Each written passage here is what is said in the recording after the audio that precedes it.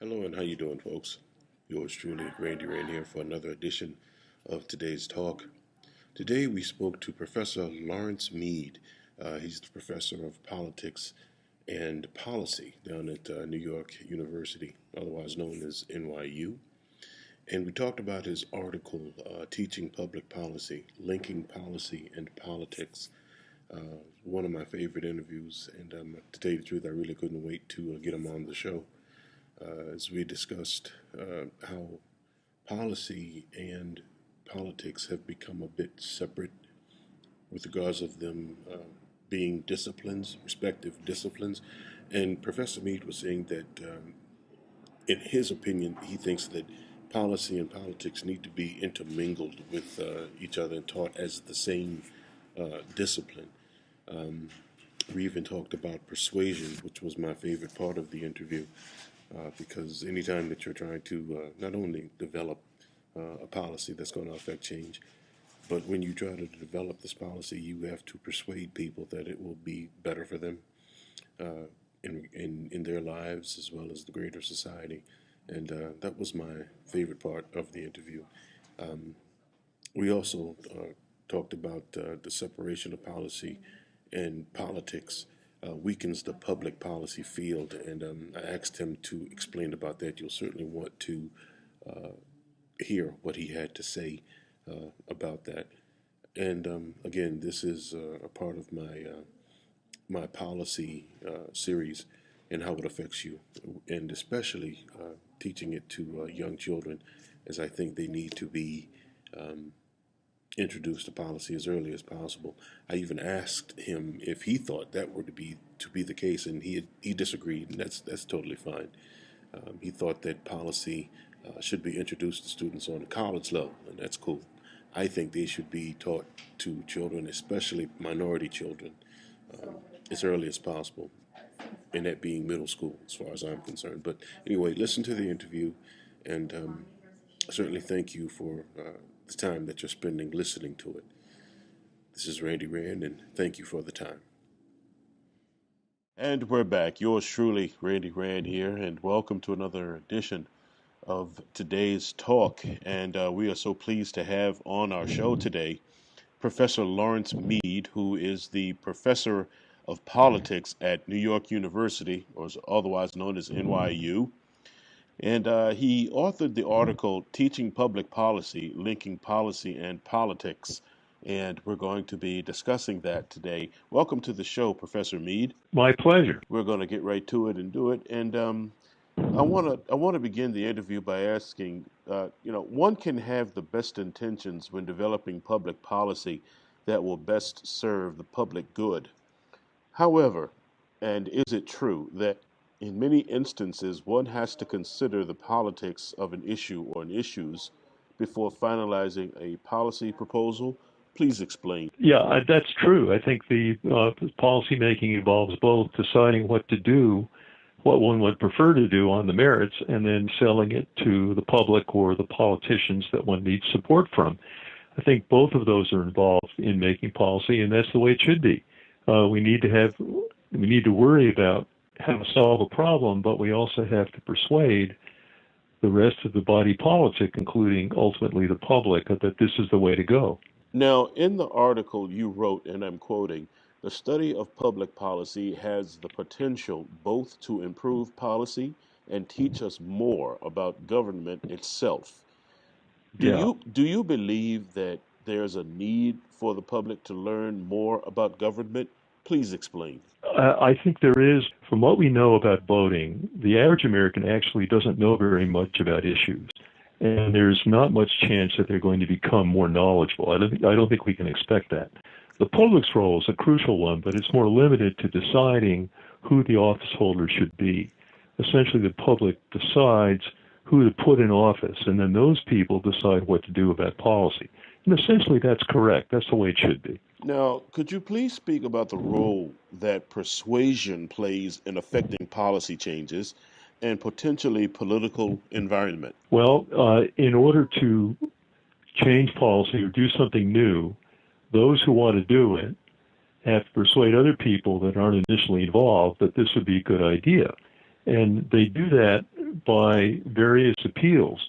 Mostly what they have to do is make a case that what they want to do serves the public interest, that this would be a good thing for the community, for either it's a city or a state or the entire country.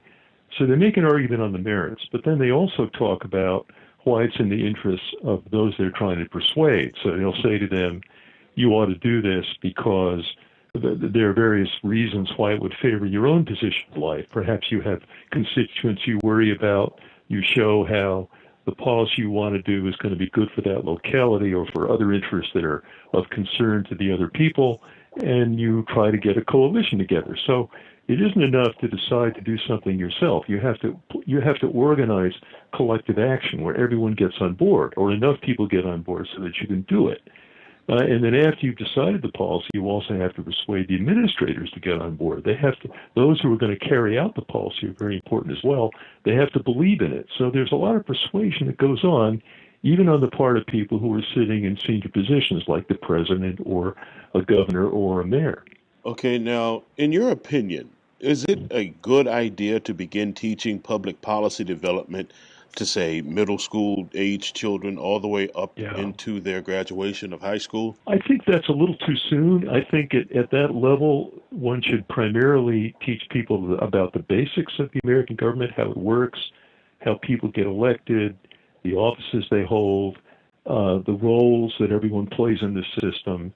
I think it's enough to do that.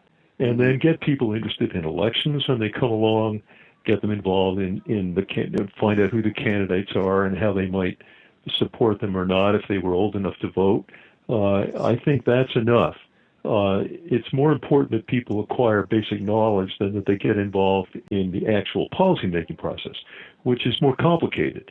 I think it's enough to start that at the college level. We are speaking to Professor Lawrence Mead. He's the professor of politics at NYU, also known as New York University, and we're discussing his article, Teaching Public Policy, Linking Policy and Politics. And Professor Mead was so very kind to give us some of his very valuable time today.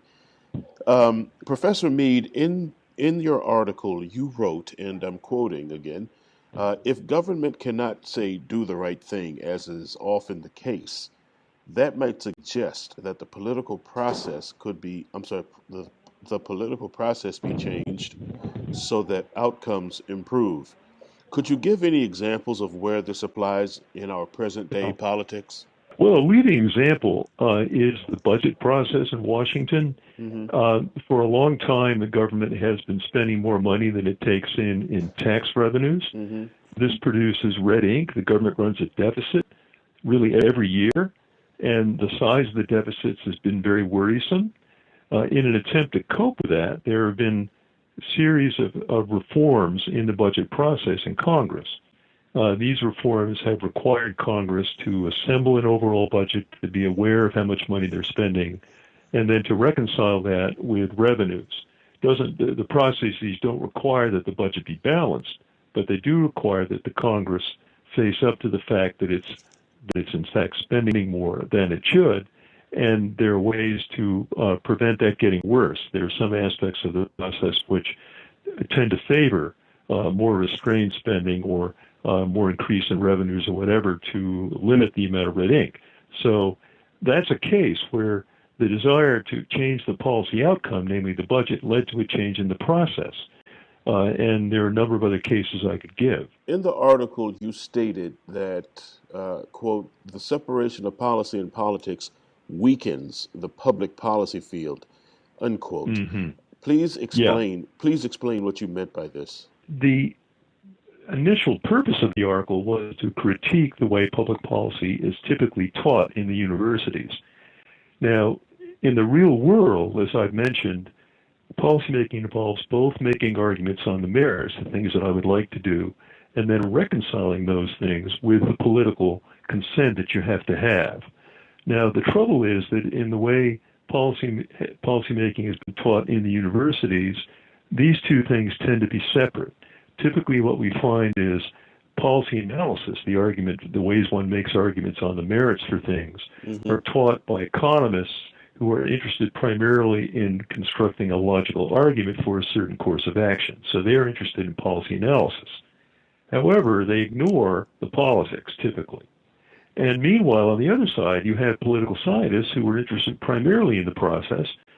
They analyze the actual politics of policymaking, and they typically don't say much about the merits, so they ignore policy analysis. So we have this separation between policy analysis on the one hand and political analysis on the other. The two things are really not connected very well in the way they're taught at the university. And here I'm thinking not primarily of undergraduate teaching, but rather what happens at the graduate level, where we have public policy programs that are designed to teach young policy staff members, analysts, researchers about public policy. In these graduate programs, we typically find separate courses about political analysis and policy analysis. They're really not brought together because the faculty are separate, because different kinds of academics teach the two sides. That we don't actually communicate to students what goes on in the real world where these two things are closely connected. So what I favor instead is what I call a combined approach to policy education, where you bring those two things together and you try to teach people how they're interconnected. And you also get people to do projects where they have to interconnect the two, where they have to make a case on the merits for solving some problem, but at the same time they have to go on and talk about the politics of it. So in that way, they actually experience some of the tensions that really go on in real policymaking. But it's hard to do that because of the way the universities are now organized with these separations between the people who teach policy analysis and those who teach political analysis. You know, in reading your article, I really couldn't get enough of reading it. As a matter of fact, I've read it about 3 or 4 times because I love how you made the distinction between, say, you want to make a difference or you want to address a certain problem in your community. Okay, you sit down, you think of some things and so forth and so on.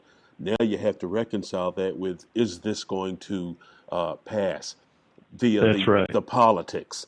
You know, you may have the world's greatest and best intentions, but if there's not a political appetite for it, it's not really going to go anywhere. And I think that's right. I think that really needs to be made.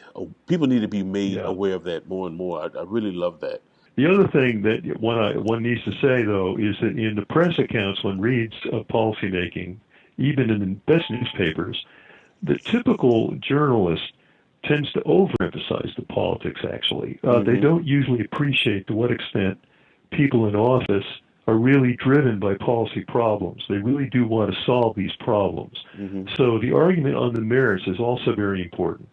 You have to make a case for something, and it's hard to be a credible policymaker for very long unless you have a good argument to make for what you're trying to do. Yes. And in general, the press doesn't get that across very well. If the press could get that across better, in your opinion, if they could get that point across better, do you think that it would result in a better educated populace? Well, as I say, I don't think the public can really be expected to understand policymaking because it takes too much knowledge and inside knowledge of what government does. But there is one thing that we could, I think, improve, and that is the typical public view of government today is very cynical. Yes. The typical voter tends to believe that the government is full of people who are out for themselves, who are very self-seeking, who care only about the politics of things and don't care about the merits.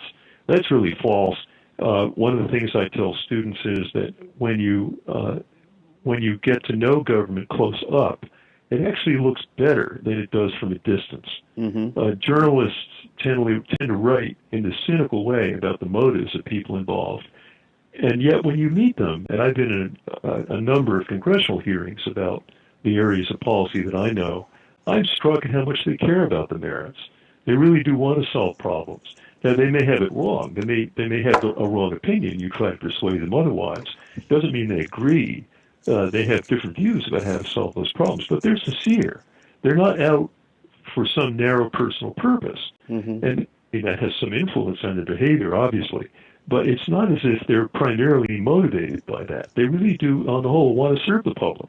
And the serious discussions in government are very much about the merits, about what to do and how to do it and how to sell it. All of those things matter, actually. And so the view of those, government is morally more attractive than it appears from a distance. And this is unusual. Most things in life, when you view them from a distance, they look better than when you view them close up. When you close up, you see all things that are all the limitations. But in government, it's actually the other way around. Government looks better close up than it does from a distance. Okay, now you mentioned in the article that, quote, one good effect of linking policy and political analysis more closely is to administration, keyword, Yes. administration as a central subject of policy research. Please, please explain what you meant by this. Yeah. Well, it used to be that in the early decades of political science as a separate field, in the early 20th century, for example, there was quite a bit of attention paid to public administration about how policies are carried out after they're decided. But that faded away starting in about the 1960s. After that, political science became primarily interested in the political process and not really administration. And also, more recently, there's been a focus on highly quantitative mathematical forms of analysis, which also are typically focused on elections or on what happens when policymakers decide what to do, maneuvering within Congress, for example. All of that has got a lot of attention. But we don't say as much about administration than we used to, and one of the reasons is it's actually hard to study administration, and you can't do it with just quantitative methods and databases. You can't do it behind a computer. You have to get out and look at it, look at bureaus firsthand. You have to talk to people in the field. All of that is messy and difficult, and it's hard to be as precise as you can do with the mathematical methods that are now prized in academia. So administration has fallen away as a subject, and yet it's very important for the actual practice of government. So I think if we focus more on the actual nature of policymaking, one of the things that we would do is restore administration to its proper role in how we understand government. I think you're preaching to the choir, quite frankly. You're really preaching to the choir. I recently finished my master's in public administration, and I've always loved politics, government, so forth and so on. But the as you say, return to administration. Once I began to understand that this is how things are done, because administration presents an order, if you will. Deliberately thinking about what you're doing before you move on, because it affects so many people and so forth and so on. I think that's incredibly vital. Yeah, I think that's right. I think also Americans, they do two things that are kind of contradictory. On the one hand, they tend to say that government doesn't work very well and there are all these problems and so on. But at the same time, they just assume that they can go to the post office or the Social Security office and have problems taken care of by officials who work for the government. So there's actually a confident view about government's actual performance, but meanwhile there's all this rhetoric that's about incompetence and inefficiency and so on. Now, in fact, government varies. Some things it does very badly, some things very well. And the things that it does well, we need to give it credit for. There are major achievements of American public administration. Now, in the article, when you mentioned about that policymakers should forecast the tension between policy argument and politics that policymakers would face if they express these proposals in office, what type of forecasting methods would you suggest they use? Say, genius forecasting, trend extrapolation, the Delphi technique, correlation analysis? Well, it depends on the problem and the data that you have available, the evidence you have. But basically, policy analysis is about forecasting.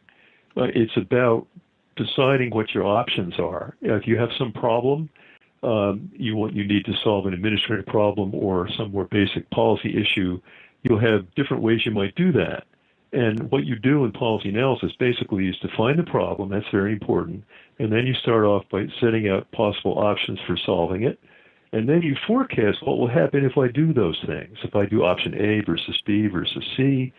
And you forecast for the policymaker what's likely to happen if we do A, B, or C. and then the policymaker will make a choice. Now, one factor in that analysis should be implementation and administration. You want to consider whether what you want to do can be administered, whether it can be carried out as you think, or whether there will be problems. And then, and this is the major shift that I want to make, you also should address the politics of the issue. You should say to a member, to a policymaker, well, if you do this, you'll get support from so-and-so, and you will get opposition from other people, and you need to sell this to Congress or the legislature if it's a state or a city council, and that's going to be problem. So there's a trade-off, again, between what you might like to do on the merits and what you have to do to satisfy the accountability in the system. And all of that should be in the analysis so the policymaker knows that he's got some choices, but part of that choice is deciding what he's going to have to sell to the outside world. We have been speaking with Professor Lawrence Mead. He's the professor of politics at New York University, otherwise also known as NYU. And we've been discussing his article, Teaching Public Policy, Linking Policy and Politics. And he was so very kind to give us some of his very valuable time today. Professor Mead, please feel free to plug your website or any other project or projects that you're involved in. Oh, well, I do have a website, and I have a page in Wikipedia, which summarizes much of what I've done. Most of my work actually has been not primarily on this kind of issue, but on the policy problems of poverty and welfare in the United States. I've written a number of books about poverty and welfare reform, which have had some influence on what the government has actually done. And those books, in fact, have much of the format that I'm asking for. They make arguments for what we should do about poverty and welfare on the merits, but they also address the political situation and the sort of thing that is popular with the public and why we should do that rather than something else. So one of the reasons why welfare reform took the form that it did, thinking particularly the requirements for work that were established in family welfare in the 90s, those requirements were supported primarily because a case could be made for them on the merits, but they were also very popular with the public. The public very definitely wanted welfare recipients. It was prepared to help them do so. A lot of money was spent in doing it, and the proposal and the process was successful. A lot of people went to work, and there were improvements. More recently, some critics have arisen of welfare reform saying that it didn't succeed in all the ways we hoped, and that's true too. And now Congress is considering various amendments and improvements. So policymaking is an ongoing process where you do what seems like the best thing at a moment and what you can sell to other politicians and the public, but later on conditions change and you have to revisit those issues. And the same conditions will appeal. That is, you need to make an argument to solve the problem, but you also have to sell it to the public and the other politicians. So that's what people in office are engaged in doing. And what we want to do in public policy education is get students to understand the tensions that are actually present in actual policymaking. Okay. Now, you mentioned about poverty and welfare reform, how that's your field of expertise. Would you like to, could you come back on the show and discuss that with us? I'm ready to do that on another occasion. And that's going to do it for our interview here today, Professor Mead. Again, we thank you so very much for giving us some of your very valuable time today. Could you give us the link there to your Wikipedia page? If you simply Google Lawrence Mead, Lawrence Mead, if you Google that, you will get a number of pages and go for the one that the Wikipedia page. Great. Okay. We will certainly be in touch with you down the road so that we can continue this discussion. And again, we thank you so much for your time today, Professor Mead. Thank you so very much. Well, thank you very much, Randy, and I hope we'll talk again. You got it. Okay. All righty. Bye-bye. Bye-bye.